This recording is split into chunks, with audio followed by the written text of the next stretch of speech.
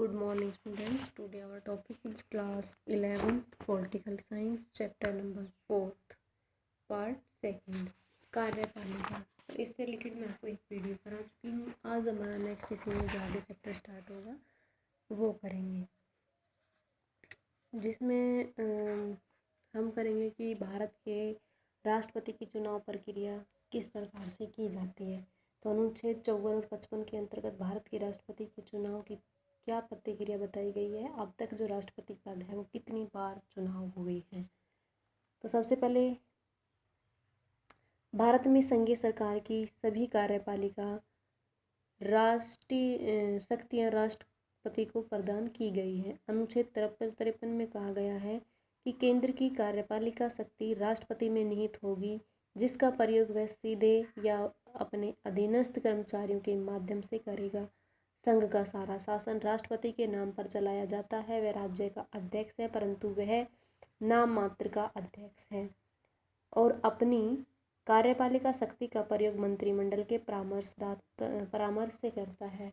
राष्ट्रपति अप्रत्यक्ष रूप से चुना जाता है।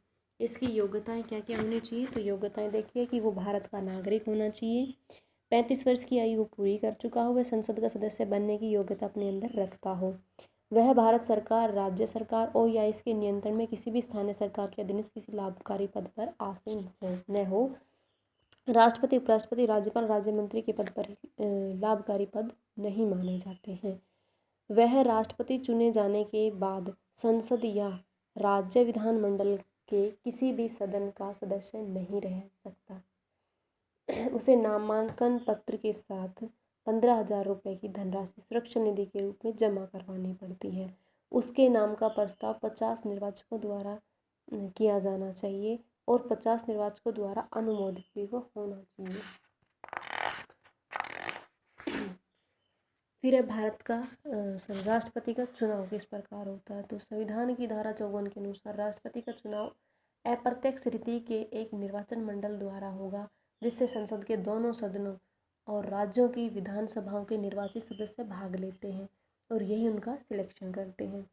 तो संसद और राज्य विधानसभाओं के निर्वाचित सदस्य राष्ट्रपति का चुनाव एक विशेष चुनाव पद्धति, जिसे संविधान द्वारा अनुपातिक प्रतिनिधित्व पद्धति के अनुसार एक संक्रमणीय मत पद्धति कहा जाता है या क्या नाम दिया गया है।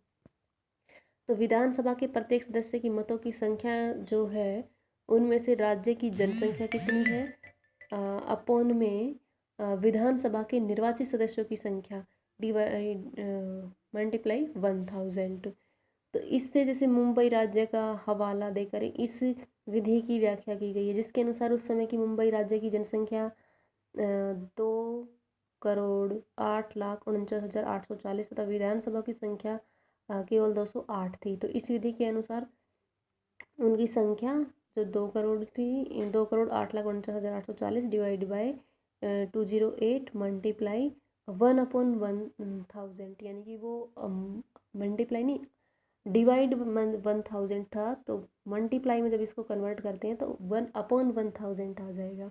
तो ये हमारा कैलकुलेशन करने के बाद आता है 100,239 डिवाइड 1000 मत देने का दिखा, यानी कि 239,500 से कम के सदस्य यहाँ पे हैं, इन्हें छोड़ दिया जाता है और प्रत्येक सदस्य को 100 मत दे सकते हैं। तो इस प्रकार से उनकी संख्या निकाली जाती है। अब यहाँ पे देखो एक टेबल दे रखी है जिसमें स्टेट नेम और जो हमारी यूनियन टेरिटरीज है वो सभी इसमें ऐड कर रखी हैं। विधानसभा सीटों की संख्या कितनी है वो भी इसमें दिखा रखा, किस राज्य के लिए कितनी है और कौन से राज्य की कितनी जनसंख्या वो भी इसमें बता रखा है। एक विधायक के मत का मूल्य कितना है वो भी यहाँ पे बता रखा है। राज्य के कुल निर्वाचित विधायकों के मतों की संख्या कितनी होनी चाहिए वो भी इसमें बता रखा है। तो मैं आपको पहले विधानसभा की सीटों की संख्या बताती हूँ। जैसे आंध्र प्रदेश में विधानसभा की सीटों की संख्या 294 है, टोटल जनसंख्या 43,05,02,708 है और उसका मूल्य जो दिखा रखा है एक मत का वो 148 है। 148 मल्टीप्लाई 294 कर रखा है तो 43,512 यहाँ पे मतों का मूल्य होना चाहिए। अरुणाचल प्रदेश का दिखा रखा 60, असम का 126, बिहार का 243, छत्तीसगढ़ का 90, गोवा का 40, गुजरात 182, हरियाणा 90, हिमाचल प्रदेश 68, जम्मू कश्मीर 87, झारखंड 81, कर्नाटक 224, केरल 140, मध्य प्रदेश 230, महाराष्ट्र 288, मणिपुर 60, मेघालय 60, मिजोरम 40, नागालैंड 60, उड़ीसा 147, पंजाब 117, राजस्थान 200, सिक्किम 32, तमिलनाडु 234, त्रिपुरा 60, उत्तर प्रदेश 403, पश्चिमी बंगाल 294, दिल्ली 70, पांडुचेरी 30।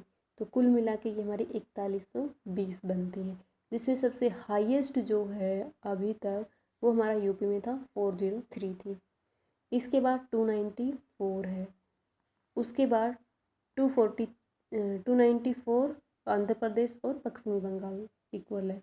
फिर 243 बिहार की है, 288 जो कि महाराष्ट्र की है। तो ये कुछ हमारे हैं कंट्रीज, स्टेट।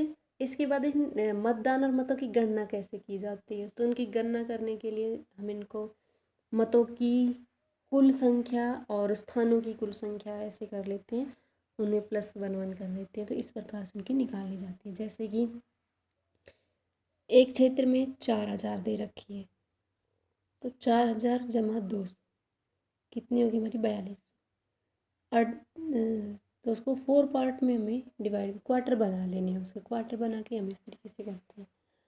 तो यहाँ पे अब हम बात करेंगे कि जो राष्ट्रपति 15वें राष्ट्रपति का चुनाव और 14वां कार्यालय जुलाई 2017 के बारे में। तो जो 15वें राष्ट्रपति का चुनाव था 17 जुलाई 2017 को हुआ था। इस चुनाव में जो सत्तारूढ़ है एनडीए प्रत्याशी श्री रामनाथ कोविंद और यूपीए समर्पित प्रत्याशी श्रीमती मीरा कुमार मुख्य प्रतिद्वंदी थी।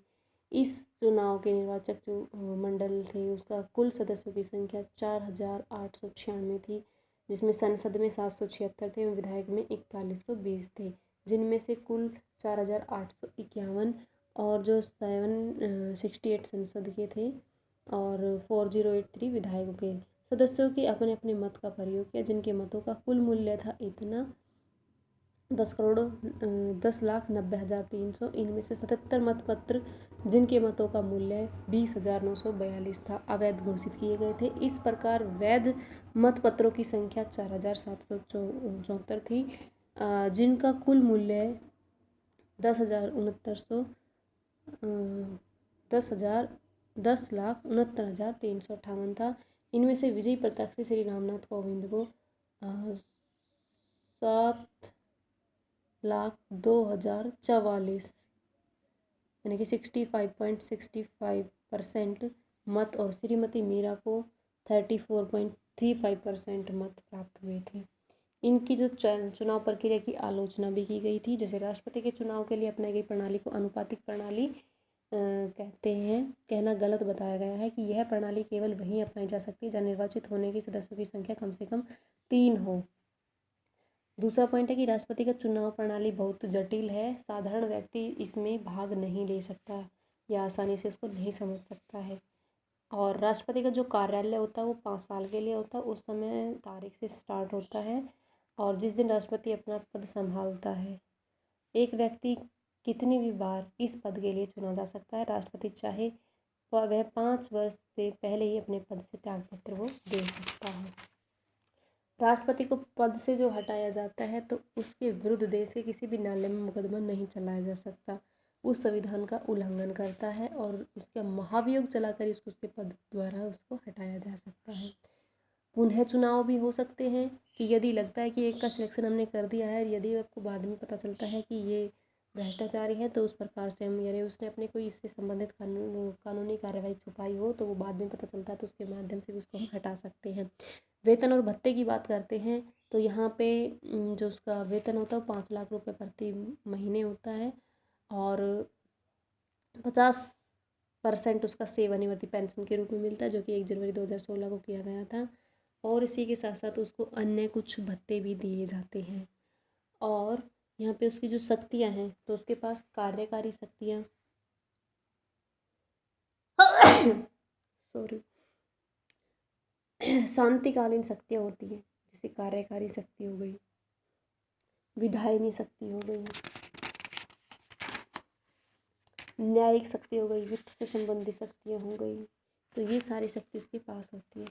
अब आपातकालीन के समय किन किन शक्तियों का राष्ट्रपति प्रयोग कर सकता है, ये करेंगे हम next day. Thank you students, जितना कराया वो कंप्लीट आपको लर्न